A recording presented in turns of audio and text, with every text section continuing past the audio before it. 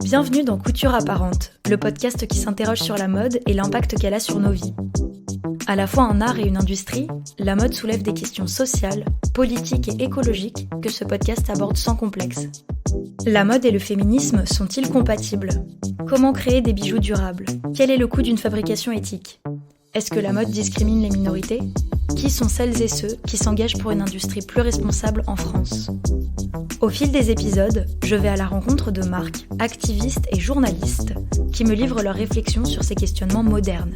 Couture apparente tente d'esquisser les contours d'une mode tournée vers le futur, une mode qui incarne une vision inclusive, engagée et responsable. Je suis Claire Roussel et aujourd'hui je reçois Léa Lejeune, Adjoa Tudor et Elena Poulain pour l'épisode 1 « La mode et le féminisme sont-ils compatibles ?»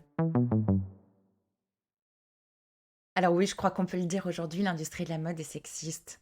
Ça vient d'abord d'un héritage. Au départ, les vêtements féminins ont été fabriqués pour des raisons principalement esthétiques. Donc on a beaucoup de vêtements qui entravent les mouvements. Par exemple, dans les années 20, on avait des jupes hyper serrées qui empêchaient les femmes de faire des grands pas. On a eu des corsets pendant des années. On a eu tous ces mécanismes-là qui faisaient que le vêtement féminin ne permettait pas aux femmes d'être libres, de se déplacer dans l'espace public, libres de leurs mouvements. Alors heureusement, on a eu des stylistes comme Coco Chanel, qui a fait des vêtements beaucoup plus simples, la petite robe noire que l'on peut porter toute la journée, le sac à main en bandoulière avec cette petite chaîne qui se porte comme un barda et qui permet d'être libre de ses mouvements. Heureusement, il y a eu tous ces mouvements-là. Et aujourd'hui, il y a plein de changements dans la mode, par exemple les culottes de règles, plein de choses comme ça qui sont imaginées pour améliorer la vie des femmes. Mais il y a quand même cet héritage-là qui compte. Léa Lejeune est une journaliste féministe spécialisée dans l'économie. En 2021, elle a publié le génial livre Féminisme Washing, quand les entreprises récupèrent la cause des femmes. Ce livre analyse comment les entreprises, notamment dans la mode, s'approprient la cause féministe pour redorer leur image et gonfler leurs profits.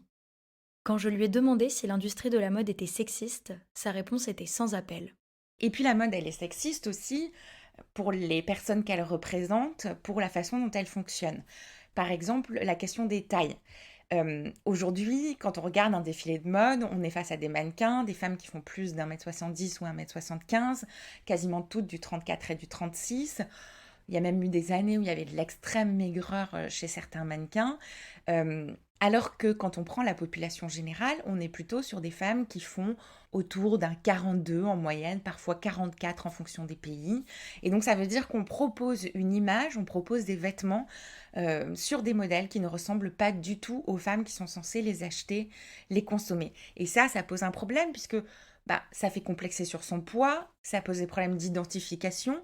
Je suis même pas sûre que ce soit la meilleure technique pour vendre un vêtement. Et en tout cas, ça impose plein de normes qui sont, oui, je pense, profondément sexistes.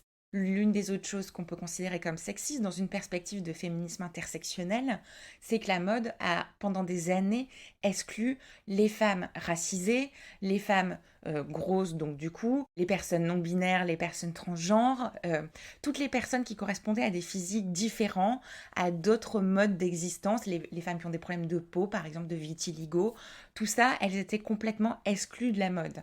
Et là, on a quand même depuis 6-7 ans, un mouvement qui permet d'être beaucoup plus inclusif, de représenter tout ça. Alors moi, je le date même d'encore plus avant, puisque je pense que la première publicité vraiment inclusive, c'était Dove en 2004. On n'est pas dans la mode, mais on est dans la beauté, dans les savons, et qui là proposait enfin des femmes de toutes les tailles, de tous les âges. Là, il y avait une nouvelle proposition. Et puis la dernière chose qui est sexiste dans l'industrie de la mode, c'est la mise en scène sur les photos qui représentent les produits qu'on essaye de nous vendre, par exemple. Il y a eu toute une période qui était la période de porno chic, qui représentait des femmes très minces, dans des positions lascives, très séductrices, beaucoup de choses où on se demandait si les rapports sexuels qui étaient mimés par les photos étaient réellement consentis, un regard masculin très pesant. Et ça, on le sent encore et on le voit encore dans certaines marques de luxe qui continuent à l'utiliser parce qu'elles pensent que le désir, la séduction qu'elles sont censées susciter chez leurs consommatrices, en fait, c'est ça. Donc voilà, il y a tous ces mouvements-là qui s'ajoutent et qui font que, oui, la mode est encore sexiste. Cette analyse laisse penser que les dynamiques sexistes et patriarcales sont bien ancrées dans la mode. Léa parle notamment de la représentation dans les campagnes et au sein des entreprises. C'est un point essentiel du travail de mon autre invitée, Adjoa Tudor. Oui, je pense que la mode, elle est sexiste à partir du moment où il y a qu'un stéréotype qu'on arrive à voir ou au sein des entreprises en interne ou, enfin, surtout en l'occurrence, lors des campagnes en externe. Donc oui, clairement, pour moi, la mode, elle est sexiste. Adjoa est une spécialiste de l'inclusion et de la diversité qui utilise ses convictions pour faire avancer l'industrie de la mode. Elle est PDG de Mandari Agency, une agence de communication engagée spécialisée dans la mode responsable, et travaille également pour le média féministe Gaze Magazine.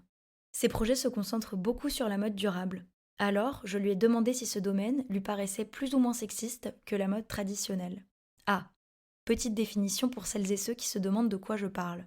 La mode durable, responsable ou éthique, elle a beaucoup de noms. C'est un pan de l'industrie de la mode qui regroupe des marques et des médias qui se soucient, ou sont censés se soucier, de l'impact social et écologique de la mode. On pourrait dire que Couture Apparente en fait partie. Mais revenons à Adjoa. Après, est-ce que j'observe une différence avec la mode éthique? J'ai envie de dire que ça va dépendre des entreprises, dans le sens où on a les entreprises qui sont déjà implantées depuis un certain nombre d'années, qui n'étaient pas forcément sur la dynamique de mode éthique et qui ont beaucoup changé, surtout ces dernières années, pour se mettre sur ce créneau. Et après, il y a les marques qui, dans leur ADN, avaient déjà placé ce concept ou d'éco-responsabilité ou d'éthique. Du coup, je vais avoir deux réponses en fonction des marques.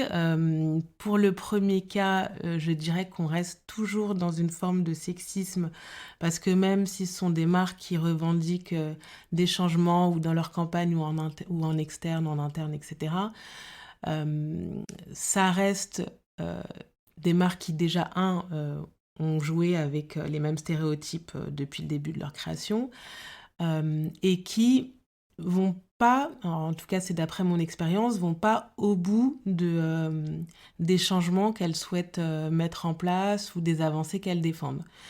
Donc moi j'ai pu observer avec mon associé qu'on a toujours, on rencontre toujours les mêmes problèmes, qu'il y a quand même encore beaucoup de social washing, feminist washing et que pour ces marques-là, il y a encore du sexisme. Après, pour les marques qui sont vraiment éthiques et co-responsables,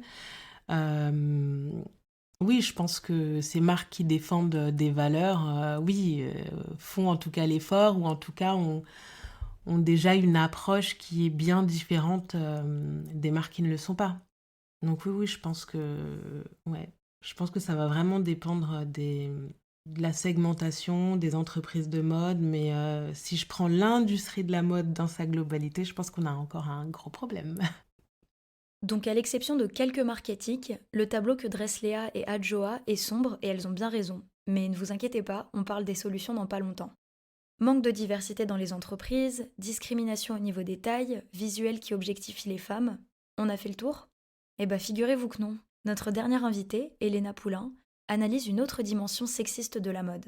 Avant de nous y attaquer, je vous présente Elena. C'est une créatrice de contenu et une communicante spécialisée dans la mode éthique et le féminisme. Via son travail et son compte Instagram, elle imagine des contenus engagés pour sensibiliser les gens à ces problématiques. Et par rapport au sexisme dans la mode, elle a un angle bien précis en tête, la conception genrée des vêtements. Pour moi, la mode est sexiste, mais aussi ne l'est pas.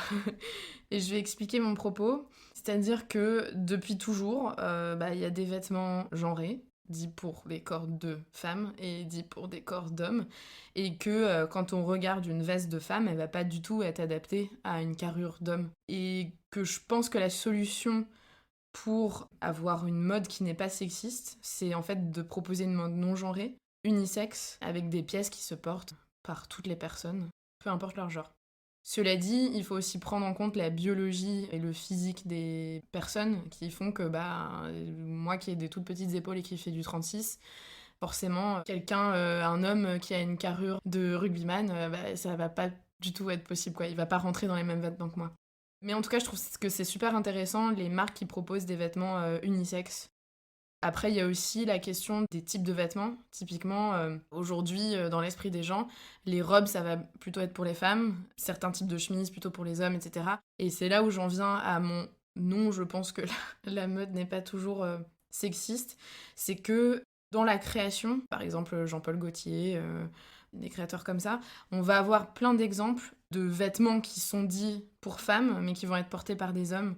Et donc, du coup, qui vont créer une espèce de mixité hyper intéressante, en fait, et qui, je pense, peuvent tendre vers une mode beaucoup plus inclusive, beaucoup moins genrée. Mais bon, on n'est pas hyper avancé par rapport à ça. Quand on croise un homme dans la rue qui porte une jupe, c'est pas accepté. C'est pas encore très bien accepté aujourd'hui.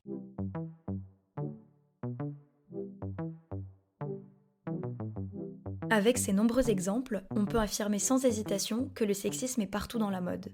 Mais pourquoi vouloir changer ça ? Qu'est-ce que le féminisme pourrait apporter ? Bon, vous vous en doutez, ces questions sont un petit peu rhétoriques, mais j'avais envie de développer avec mes invités tous les bénéfices que le féminisme, et plus particulièrement le féminisme intersectionnel, peut apporter à la mode. Je me concentre sur ce courant spécifique, car pour moi, l'intersectionnalité est le meilleur moyen d'apporter un changement global en tenant compte des différentes discriminations qui peuvent toucher une même personne. Donc le sexisme, le racisme, la LGBT-phobie, l'agisme, etc. Sans intersectionnalité, on risque de laisser certaines personnes de côté et l'engagement perd de son sens. C'est difficile de se fixer sur une seule approche du féminisme, mais je pense que celle d'Adjoa vous parlera.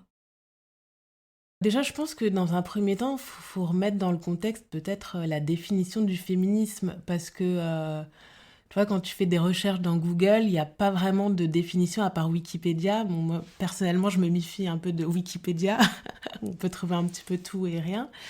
Mais il n'y a pas vraiment de définition du féminisme. Alors, on parle surtout d'égalité homme-femme, ok. Moi, j'inclus aussi les personnes non-binaires. Donc, du coup, pour moi, c'est un petit peu plus large. Je parle plutôt d'égalité des individus, pour ma part. Maintenant, qu'est-ce que le féminisme peut apporter au monde de la mode ? Ben déjà, une plus juste représentation, je pense, de la population, qu'on arrête de nous montrer qu'un certain type de corps, de genre même, j'ai envie de dire, et qu'on puisse vraiment, surtout aujourd'hui où on s'assume de plus en plus, peu importe son orientation, peu importe comment on se définit, peu importe le pronom qu'on utilise, on arrive de plus en plus vraiment à s'affirmer tel que l'on est, ou s'assumer en tout cas tel que l'on est. En ce sens, je pense qu'il est important. Alors moi, je pars du principe que l'industrie de la mode, ou la mode en tout cas, c'est l'endroit qui permet de représenter une population dans son ensemble. En général, c'est ce qu'on retrouve dans les campagnes, ou en tout cas, c'est ce qu'on est censé retrouver.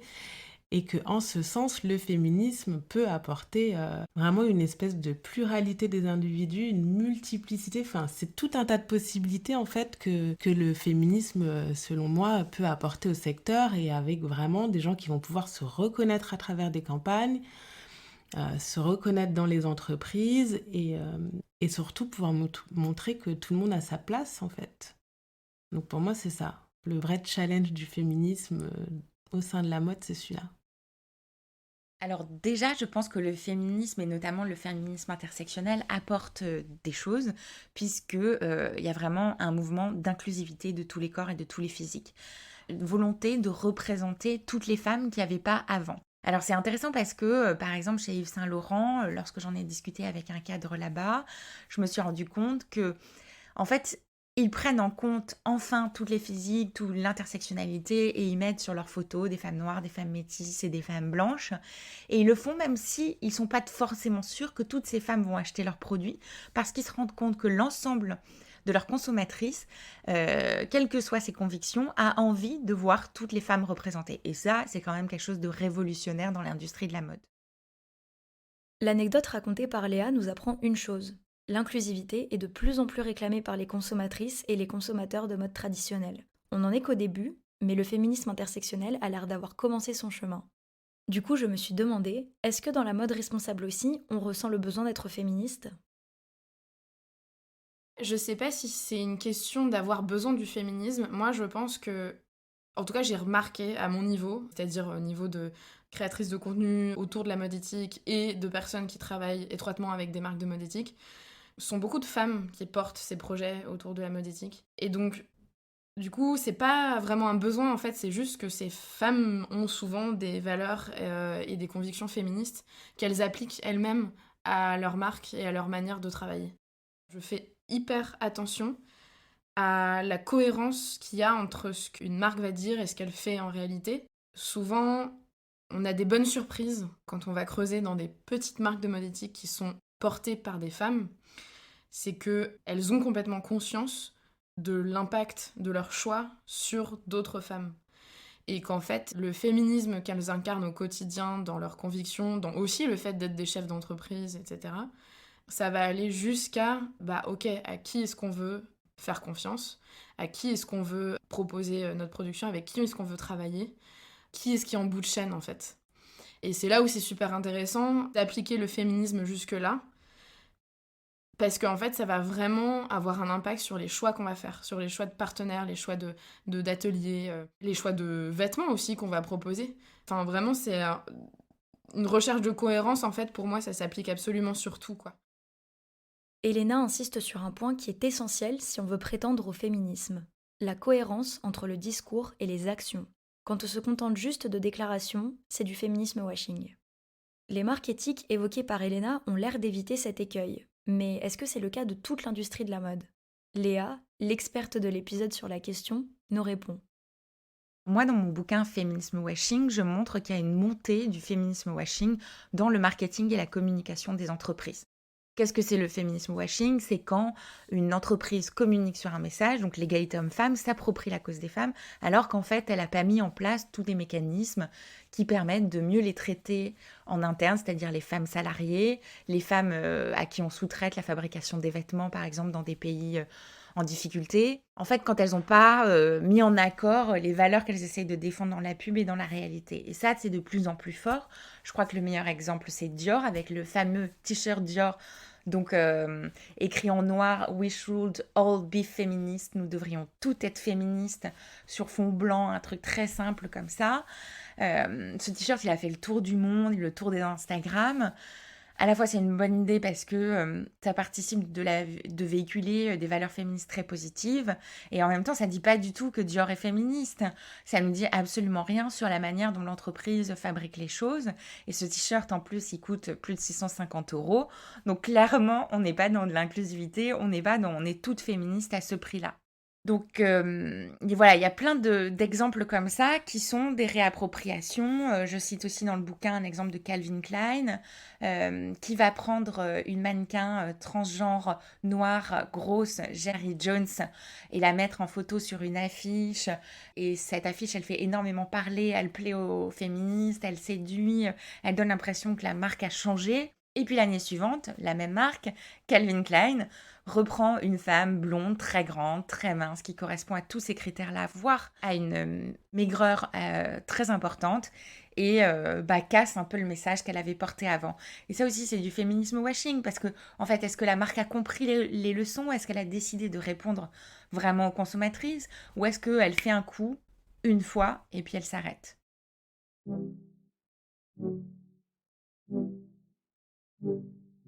Alors, comment les entreprises de mode peuvent-elles faire pour être vraiment féministes sans tomber dans le féminisme washing ?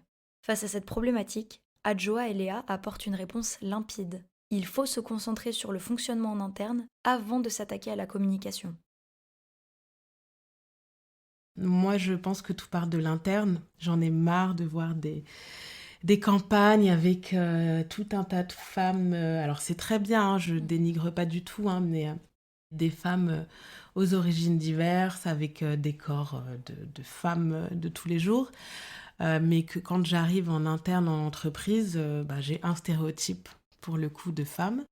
Ce qui est ironique en plus, c'est que dans l'industrie de la mode, c'est souvent les grandes entreprises sont dirigées par des hommes, alors qu'on a une grande majorité de consommateurs féminins. Moi, j'aimerais que déjà ces marques puissent prendre conscience qu'il y a un travail d'abord à faire en interne que l'image externe est censée véhiculer vraiment les valeurs de l'entreprise et qu'on ne peut pas parler de valeurs inclusives tout en n'ayant qu'une seule image en fait en interne, qu'un seul type de personne, qu'un seul groupe de personnes. Il faut forcément diversifier en interne pour pouvoir apporter une réponse qui soit juste en externe. Déjà, ça permet d'asseoir un vrai message authentique et transparent. Donc, l'entreprise a tout à y gagner. Ça permet de renforcer vraiment la confiance du consommateur et ça permet aussi d'avoir des idées qui sont beaucoup plus diverses en fait, qui permettent de croiser des regards qui sont complètement différents parce que si on a qu'un type de personnes qui réfléchissent de la même manière, qui viennent de la même culture, etc., on va se retrouver avec des idées forcément similaires. Alors que là, si on arrive à diversifier, à avoir des personnes qui viennent d'horizons complètement différents et que tout ça, on arrive à en faire quelque chose, forcément, on a un message qui est déjà, à mon sens, beaucoup plus fort et qui est beaucoup plus riche aussi. Donc pour moi, il faut déjà partir de l'interne pour avoir un super message qui soit déjà vraiment transparent, véridique et qui ait du sens et qu'on puisse après bosser sur qu'est-ce qu'on fait au niveau de l'image de marque, qu'est-ce qu'on fait au niveau de la direction artistique. Mais ça, pour moi, c'est vraiment des sujets qui viennent après un long travail, un long processus en interne. Dans le dernier chapitre, j'essaye de proposer des solutions aux marques qui ont vraiment envie d'être féministes, en tout cas d'épouser ces valeurs-là et qui pourront par exemple nous écouter. L'idée, c'est mettre en accord le message qui est véhiculé, les valeurs et les pratiques en interne. Donc la première chose, c'est est-ce qu'on communique sur le féminisme si on ne s'est pas posé la question du féminisme en interne ? Non. La première chose qu'on doit faire, c'est regarder comment les femmes sont traitées. Est-ce qu'il y a des femmes au poste de direction dans l'entreprise, même dans une petite entreprise ? Est-ce que les femmes et les hommes sont payés de la même manière ? Est-ce que j'ai mis en place un mécanisme ou deux qui permettent d'aider à l'égalité homme-femme ? Et là, je peux commencer à communiquer sur mon féminisme, commencer à faire des publicités plus inclusives. Après, il y a d'autres choses. Est-ce qu'on peut mettre en place une façon de se parler où, par exemple, dans les réunions, on répartit mieux la parole et on permet aux femmes de s'exprimer beaucoup plus ? Est-ce qu'on peut supprimer les réunions avant 9h du matin et après 18h le soir pour permettre aux jeunes mamans et aux jeunes papas d'aller chercher les enfants à la crèche ou à l'école ? Par exemple, on peut essayer de lutter contre le MeToo, contre les cas de harcèlement moral ou de harcèlement sexuel dans les entreprises. L'Oréal l'a fait, par exemple, mettre en place une cellule d'écoute, faire des enquêtes en interne, vérifier et sanctionner les personnes quand il y a des problèmes. Ça peut permettre de rendre l'entreprise plus féministe. Faire des dons à des associations. Mais attention, comment, quel montant et de quelle façon ? Par exemple, pour la lutte contre la journée de la lutte contre le cancer du sein, il y a beaucoup d'entreprises qui font des dons. Du coup, il faut donner une partie conséquente des bénéfices et pas en profiter pour faire une grande opération de com et essayer d'avoir plus de clientes. Il faut réfléchir un peu à toutes ces manières de mettre les choses en place. Mais évidemment, ce ne sera jamais parfait parce qu'on est dans une économie capitaliste, on est dans des entreprises qui sont constituées par beaucoup d'êtres humains et de façon de faire. Et voilà, on est dans une économie mondialisée où une partie des vêtements sera toujours fabriquée à l'étranger, même si l'idéal, c'est de fabriquer les vêtements en Europe par des femmes payées à des salaires corrects, décents et égalitaires. Il y a des petites choses comme ça qu'on ne pourra pas corriger à 100%, mais on peut essayer. Elena se joint aux autres invités sur l'importance d'appliquer le féminisme directement dans son entreprise. Elle soulève aussi un autre aspect important, la façon dont on fait produire les vêtements. On va commencer par les salariés qui vont travailler directement dans les bureaux, donc qui vont s'occuper de la communication, du marketing, de l'aspect commercial, etc.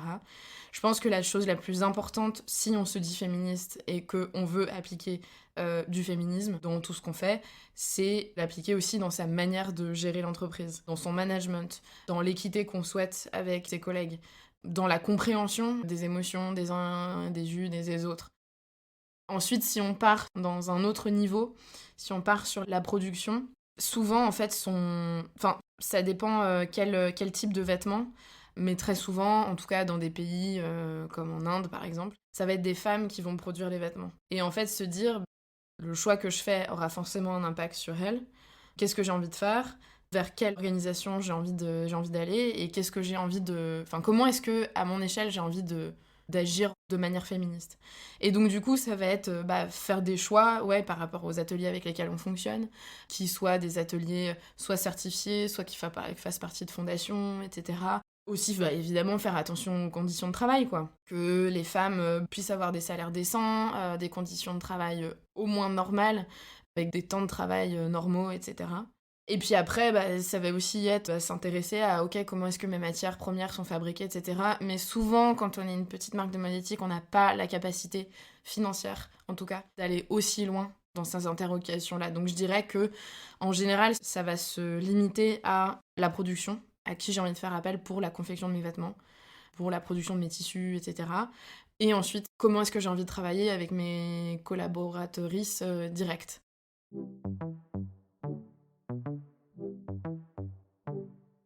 Une fois que l'on a analysé les dynamiques sexistes présentes dans la mode et évoqué une multitude d'actions à mettre en place pour y remédier, il reste la question de la faisabilité. Est-ce que les entreprises sont vraiment capables de changer ? Les vêtements que nous achetons peuvent-ils aller avec nos engagements ? Au fond, vous vous en rappelez, c'est le thème de cet épisode. La mode et le féminisme sont-ils compatibles ? Spontanément, je suis pas tout à fait sûre que la mode et le féminisme puissent être compatibles. En fait, je suis pas tout à fait sûre que les entreprises et le féminisme puissent être compatibles. Mais je sais qu'il y a quelque chose de positif, c'est que tout ce mécanisme-là a permis de véhiculer les valeurs féministes et de les rendre mainstream. D'après une enquête Harris Interactive, aujourd'hui, il y a 58% des Français qui se disent féministes et on monte même à 77% chez les jeunes femmes de moins de 25 ans. Et ça, je pense que toutes les industries, dont la mode, ont participé à cette évolution-là. Est-ce que la mode sera parfaitement féministe ? Pour l'instant, on est encore à 37% de femmes stylistes, c'est pas grand-chose. Seulement 14% de grandes marques de mode de luxe dirigées par des femmes. Tout le reste dirigé par des hommes.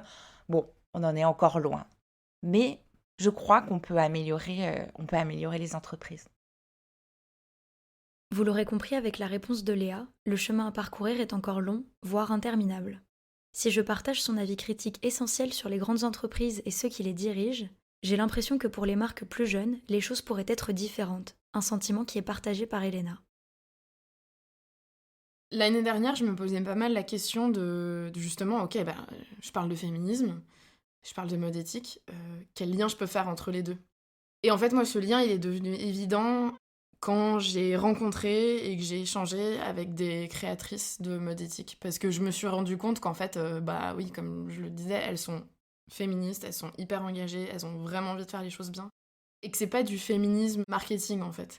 C'est pas du féminisme washing, en fait. J'ai l'exemple en tête de Kind Studio, qui pour moi est l'incarnation même d'un lien concret entre féminisme et mode éthique. C'est-à-dire que Linda, la fondatrice, elle est super, super engagée et a des convictions très fortes, elle sait exactement ce qu'elle veut faire. Elle crée des vêtements dans l'objectif que les femmes se sentent comme des meufs badass, et franchement, ces vêtements, on se sent comme une meuf badass quand on les porte.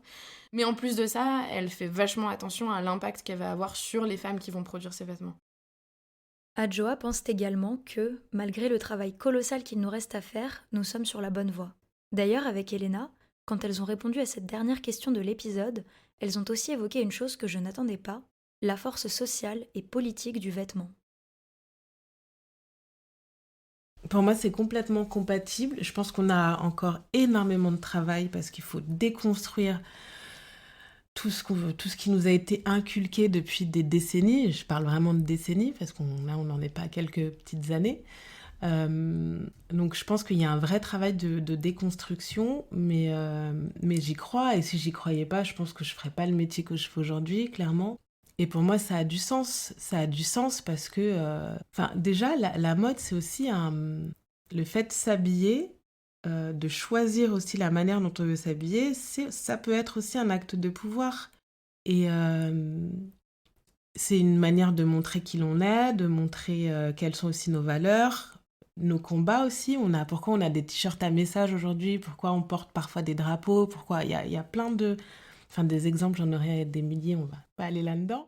On oublie souvent de s'intéresser au sentiment d'émancipation que va aussi provoquer le vêtement chez une femme. Et quand on regarde en fait l'histoire du vêtement chez les femmes, c'est un vecteur d'expression en fait. Il y a énormément de choses qui ressortent à travers le vêtement. Je trouve ça hyper intéressant et à la fois dommage que la sociologie de la mode et la psychologie de la mode ne soient pas suffisamment étudiées. Parce que je pense qu'en fait, on pourrait ressortir énormément de choses si on s'intéressait à, ok, pourquoi est-ce que dans les années 70, c'était la mode de porter du velours, du daim et d'avoir des jupes longues? Pourquoi est-ce que dans les années 60, donc 10 ans plus tôt, c'était plutôt les jupes courtes? Qu'est-ce qui s'est passé en fait à ce moment-là dans la société, dans l'histoire des personnes? Enfin, bref, je trouve ça hyper intéressant, donc du coup j'ai tendance à faire un peu une digression là-dessus à chaque fois. Encore une fois, je pense que le vêtement c'est vraiment un biais d'expression, en particulier chez les femmes. Moi en fait je suis, en tant que féministe, en tant que femme, je m'en fous du regard des autres sur ce que je porte. Je porte vraiment ce que j'ai envie de porter quand j'ai envie de le porter. Et finalement, en fait, c'est ça, c'est que je pense qu'à un certain moment, quand nos engagements deviennent de plus en plus forts, on se dégage du male gaze, donc du regard masculin, sur ce qu'on porte. Comment est-ce qu'on arrive à se sentir dans ces vêtements? Comment est-ce qu'on se sent dans la rue quand on porte un manteau genre trop beau et tout ça? Et comment ça nous fait nous sentir comme des meufs badass, quoi. Et c'est ça que je trouve... c'est ça que je trouve vraiment super intéressant. Donc oui, ça peut être, en fait, se vêtir, ça peut aussi être un acte politique. Et donc du coup, il faut que les personnes qui créent ces vêtements-là soient aussi engagées dans une démarche d'égalité. Et à ce moment-là, bien sûr que oui, féminisme et mode vont même de pair, j'ai envie de dire. Je pense qu'il y a une vraie alliance à faire, qu'on y travaille, qu'on a encore pas mal de taf, mais j'y crois et en tout cas, c'est ce pourquoi je me bats, clairement.